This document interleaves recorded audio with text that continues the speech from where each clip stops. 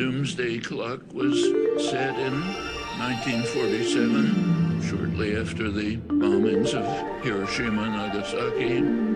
At that point, it was 7 minutes to midnight. A couple of years later, in 1952, moved to 2 minutes to midnight when the United States and Russia exploded thermonuclear weapons, showing that human intelligence had advanced, if that's the right word, to the point where it could destroy everything.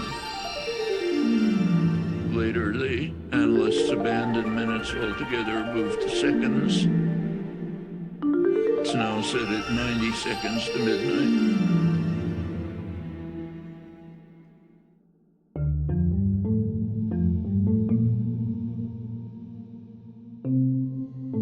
Set in January, I presume it'll move still forward towards midnight.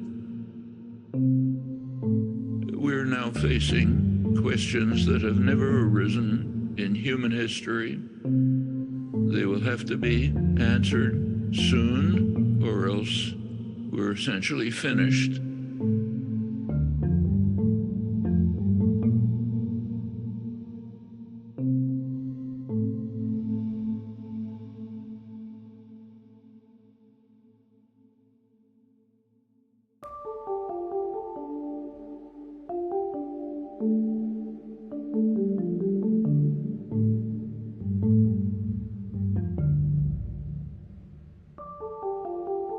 One, of course, is the threat of nuclear war, which is growing both in Europe and in Asia.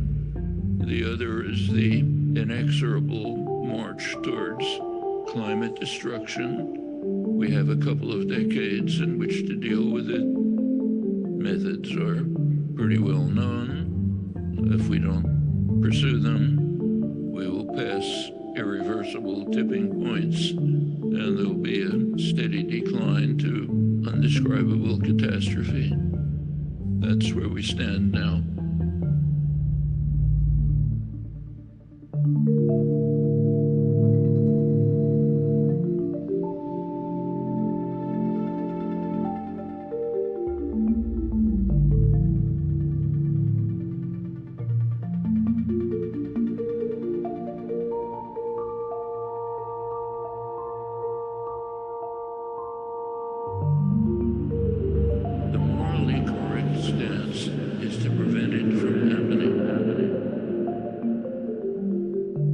Should be understood that a war between nuclear powers is inconceivable. It means termination. If a country, major nuclear power, carries out a first strike, it itself is likely to be destroyed, even if there's no retaliation. These are not conceivable possibilities, but top strategists are talking about them and planning for them. This is beyond insanity.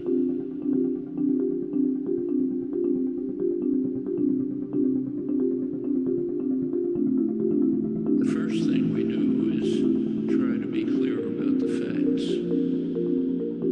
I would like to describe the world situation as it is. I would suggest distinguishing between Western propaganda and the facts.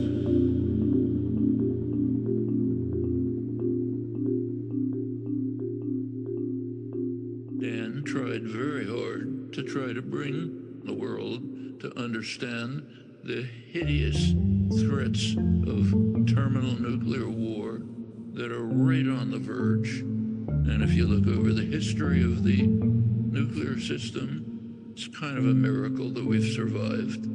There have been case after case which came very close, much too close to moving on to